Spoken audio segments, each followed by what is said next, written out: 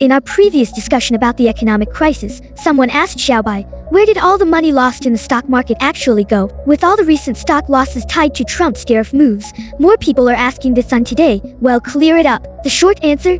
That lost money is just gone. Small portions are pocketed by someone else, but most of it simply vaporizes because it never actually existed. Sounds strange, right? But let me explain with an analogy. Say you're a merchant with 100 phones, and someone offers you $100 each. You immediately value your stash at $10,000 each.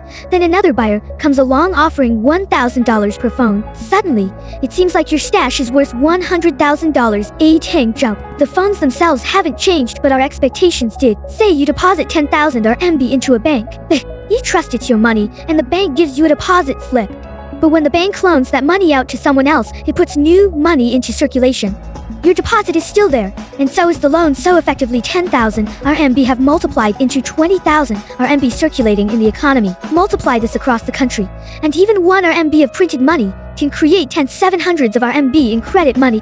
That extra money doesn't exist physically. It's based purely on trust in the banking system. If trust is high, credit money skyrockets. If trust crumbles, it dries up, and so does economic activity.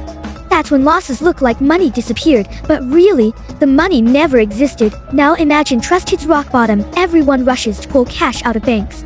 That's a bank run. Banks rely on deposits being loaned out. They can't return every owner's cash at once. This is rare, but it happens during real financial crises. For instance, in 1962, America faced massive agricultural overproduction. Congress passed a Farm Relief Act to stabilize prices. Agricultural surpluses would be bought and sold abroad. But President Coolidge vetoed it, sticking to the belief that agriculture must thrive on pure capitalism.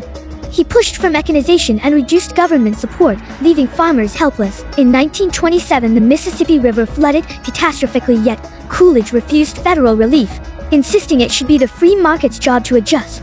Even his party bought. Meanwhile, Roosevelt was out of power, sidelined. His media allies were overwhelmed by pro-minus government spin. But then in the post-WWI boom, manufacturers overproduced. Workers couldn't even afford their own goods. So companies hoarded inventory, or worse, burned goods and dumped milk, just to maintain prices.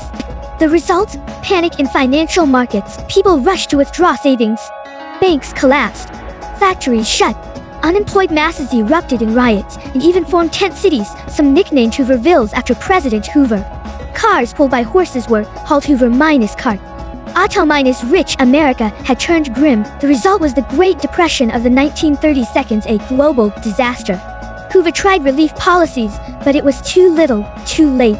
The crisis was systemic. As long as wealth remained concentrated, unless the rich worked axstorm or people died, nothing would fix it. So, while Hoover rolled out relief programs, they didn't stop the collapse. Realizing the president was part of the problem, many capitalists looked elsewhere. And they found someone unique: Franklin Roosevelt. Why FDR? His family spanned military, political, and business realms.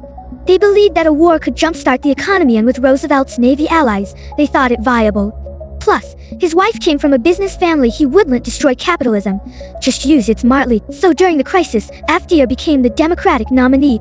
He drew support from heavy hitters: media mogul William Randolph Hearst, Kennedy elder Jones F. Kennedy, California Democrat William G. McAdoo, and more. With that elite backing, he defeated Hoover decisively. Once in office, parts of America were roaring into riots, even hinting at revolution. The bourgeoisie expected Roosevelt to declare war, anything to solve the crisis. But no one saw it coming. FDR turned on the capitalists first. What happened next? That's a story for the next episode. Mr. History. If you enjoyed this, hit subscribe so you don't miss the follow minus up. See you next time. Bye for now.